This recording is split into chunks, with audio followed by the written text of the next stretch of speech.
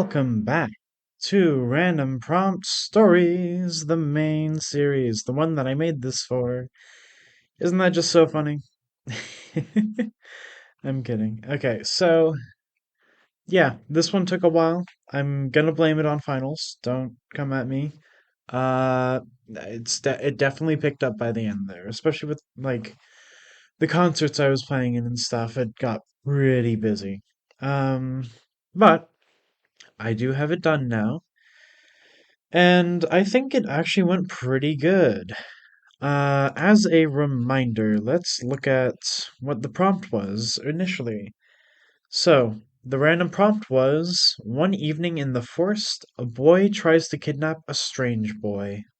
So, very vague, but I think I did make something pretty good out of it. So, hope you enjoy. And here is Tree of Life. Samuel sits outside his biology teacher's office. He is not in trouble or anything, despite that usually being his reason.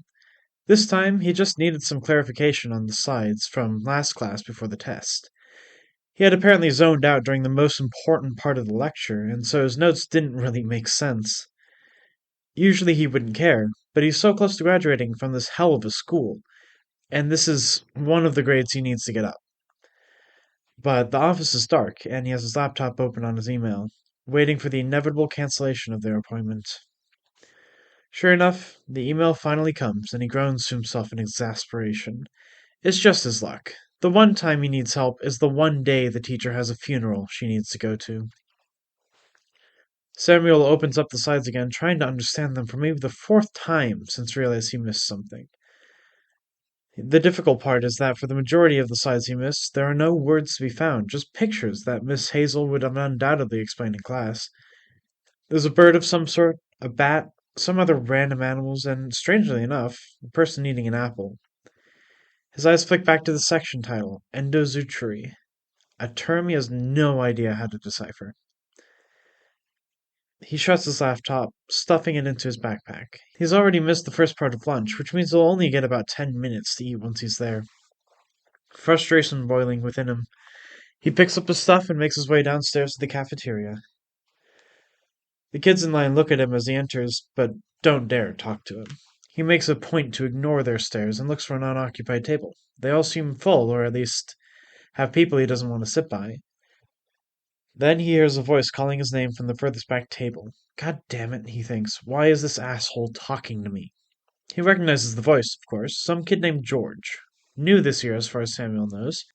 And all throughout the year, the kid has been a constant thorn in his side. Always cheerfully greeting him in the cafeteria, a broad smile always plastered over his stupid face, talking in that incessantly giddy way. To him. Talking to him. No matter how many times Samuel has told him off, threatened to kill him, or even thrown unwanted food at his dumbass smiling face, he always laughs it off and acts as if they've been friends for years. But they are not friends. Samuel doesn't have friends. He hates this fucking kid. But right now, in the cafeteria, he doesn't have any better place he could sit. He takes the furthest seat away from George and silently opens his lunchbox. It's a simple sandwich and some chips, which is all he could find to pack at his house. George notices how little lunch he has and pushes his lunch tray over towards him. Hey, I don't want the rest of this. Would you like it?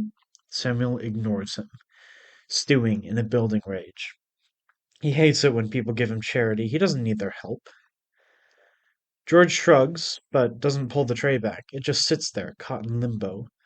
He catches Samuel's eye and smiles at him.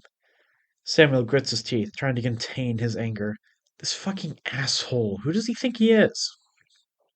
Hey, by the way, I heard one of your classmates talking about a quiz in your biology class, George says, trying to start up a conversation. It sounds hard, but I know a thing or two about endozoochory, if you want to study sometime. Samuel slams his fist down at the table, standing up to loom over the smiling George. Shut the fuck up! I don't need your help, you. He stops himself before this stutter can get any worse. He hears muffled giggles and the quiet imitations of his voice pop like sparks in the rest of the cafeteria.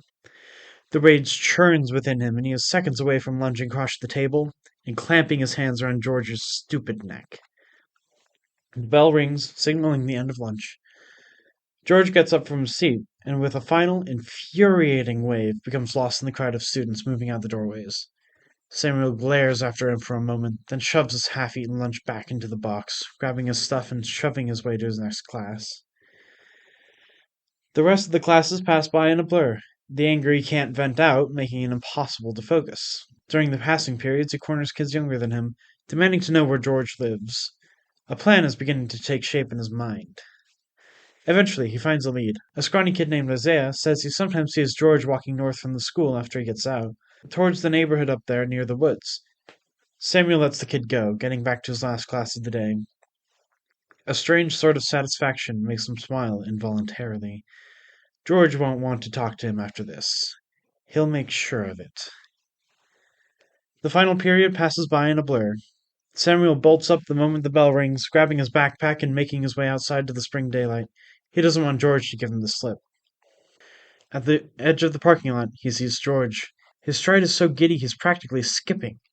Samuel grits his teeth. The kid won't know what hit him. Or rather, Samuel will make sure he knows exactly who he's dealing with. He follows a good distance behind, but he might as well have been right behind the kid. He doesn't turn around even once. Samuel keeps at the ready, though, hiding behind corners and trash cans when he can. He's been tailing George for some time now when Samuel realizes they're almost through the whole neighborhood. The woods are right ahead, and he's pretty certain there aren't any houses for at least a mile through there. But he brushes it off. Maybe houses this close to the woods are cheaper or something. They close in on the last house of the block, and Samuel is about to turn the corner. He's got to grab him before he gets to the porch. Grab him and drag him away so that he can do something, maybe. Yeah, he'll do something for sure. Best just to figure it out on the fly, right? Samuel peeks around the corner just in time to see George disappear into the tree line. After a relentless pursuit, this makes him pause. There's no way the kid saw him. He's been watching George the whole time. But nobody lives out there. Shaking his head, Samuel steps towards the trees. No one lives out there, which means no one will see either of them. He knows he's stronger than George, and he's willing to take the risk of some trap. He's careful enough, at least. It'll be fine. Samuel nods to himself. The kid probably wouldn't know an ambush if it hit him in the face. Besides, it's not like he has any friends at school. Being as quiet as he can, Samuel steps into the woods, following George's path. He's in there maybe 10 minutes before he starts to get worried. The trail is still there, but he can't see George anymore. Not only are the trees too thick, but a slight fog is forming in front of him. Wasn't it sunny just a bit ago? Samuel shivers. This is getting a bit creepy. Almost enough to make him reconsider. He's not even sure he could find his way back if he turned around, though, so he continues on. Another several minutes pass. The fog is getting thicker, almost visible, wisping between the trees. Samuel is about to give up his secrecy and call out when he stumbles into a clearing. It's a clearing in a very literal sense. The ground is bare dirt beneath his shoes, without a sign of life besides the surrounding trees. A familiar voice comes from his left. Hey, Sam. Samuel spins towards it, fear pumping adrenaline into his system. It's George. Of course it's George. That fucking twerp. What's he doing calling him Sam? Don't fucking call me that, asshole. Samuel takes a step forward, trying to make his stance clear. George chuckles, then shrugs. Fine. Suit yourself, hey, he says, with a wide grin starting to form. Have you ever wondered why I'm always so happy? Samuel stands in place. He doesn't want to back down to show weakness, but this is a side of George he's never seen. He's not sure if he likes it. Where is he going with this? Before Samuel can answer, George looks up at the sky, still grinning. Samuel begins to slowly follow his gaze. Above the clearing, barely visible in the fog, are branches. At least, he thinks they're branches. They're much higher than any of the other trees, and some much thicker, too. They're moving with the wind, but then why aren't the other trees moving too, or the fog? Samuel's eyes widen as a branch begins to move towards them, lowering itself until it's right above their heads. There's no bark along the bough, just a smooth, almost segmented trunk, almost like an earthworm. It twists and positions itself in the air, lowering down a fruit of some sort. George speaks up again. It's the tree of life, Samuel. Remember the stories? He's looking at Samuel now, still grinning wider than ever. It got here from the garden, but now it needs your help. Go on, he says, motioning towards the fruit as it's lowered to eye level. Samuel looks closely at the fruit, and his stomach churns. Images flashed to his mind of his anatomy class when they showed a picture of a human heart. All veins and muscle dead on the projector screen, a lump about the size of his fist. To his horror, he finds his hand moving of its own accord towards the fleshy, soft heart on the branch. His tiny amount of lunch nearly comes spewing back up as his hand closes around it, tugging it off with a wet pop. George is still looking at it, nodding encouragingly. The branch begins to recede into the foggy sky, moving through the air with a whisper. Samuel looks at his hand, the red juice running from this fruit down into his sleeve. As he brings it up towards his face, something tugs at his mind and snaps. Samuel jerks his head back, looking at George in horror. George's smile fades slightly, and he cocks his head. There's a sound above them, as if something big is whipping through the air. Samuel doesn't wait any longer. He turns back to the woods and bolts away. He can hear the tree moving behind them, snapping through the canopy as it weaves to catch him. He doesn't stop running until he trips on a curb, nearly falling into the street. Once he balances, he looks behind him, ready to bolt again. But the trees simply stand in the still spring air, not a trace of fog in their sunlit branches. Samuel stands there for a moment, trying to process what just happened. Was it all a dream? A hallucination? Maybe he needs to get checked. Then a drop of liquid lands on his shoe. He looks down at his hand. It's gripped around the fruit so tightly the whole thing is nearly crushed. But it's there. It's real. Something was, at least. In a daze, Samuel begins to walk down the street. He needs to wash himself off. He needs to sleep. Once he gets to a trash can, he dumps the remains of the fruit into it and slams the lid. He'll think about this tomorrow. Tomorrow finds Samuel awake, but still in bed. He cleaned his hand off, got the sticks out of his hair and clothes, and neither of his parents noticed he was gone. But now there was the issue of school. Would George be there? What would he say? How can everything be so normal? Eventually, he decides to go. Maybe he'll be lucky and be able to avoid George if he's there at all. But he can't afford to miss a day when he's almost done. The first few periods are a bit of a blur. Samuel can't bring himself to focus. It seems too normal. Nothing is amiss. Why? What was out in the forest? Then lunch period begins. Samuel finds him praying to God, something, anything that will listen, that George won't be there. But there he is, at his usual table in the back. They lock eyes for a moment, and George's face lights up in that grin again. Samuel's heart begins racing, but then he feels a surge of rage. This kid got him with some drugs, some hallucinogens. That had to be the explanation. He storms up to George, about to demand his confession. Then George opens his mouth, saying simply, "Thank you." Samuel stops in front of him, his blood running cold. That fruit, he threw it away. He'd just left it back in that neighborhood. Could that be what this thing wanted? Samuel backs away, then runs to the front of the school. He makes it out of the doors just in time to see the garbage truck finishing its rounds. It drives away, the fruit within, a seed just waiting for a place to sprout, to spread. All right.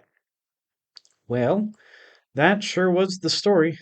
Um, yeah. We gotta pick a new prompt. Based on the fact that this is currently the middle of the month, I don't know. I can't really give any guarantee that it'll be done by the first, but then again, I'll be graduated. Barring holidays, of course, I'll probably just be working on a little bit at a time here, so let's get a prompt. If I don't get it done by the end of the month, um, yeah, it'll be about the same, but pretty par for the course. So here's the prompt. One night, a lost man reads from a clay tablet and becomes a government agent. That's really funny.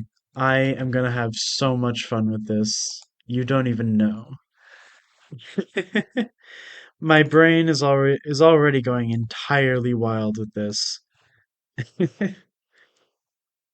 Well, anyways, thank you for tuning in. Hopefully, again, I will have that next story done on time, but we'll see. I'm not too worried about it. It'll be the holiday season, so who knows? we'll roll with the punches. Maybe I'll get back on schedule eventually. Anyways, hope you enjoyed this story. Again, the reading document will be in the description, and I'll see you in the next one. Goodbye.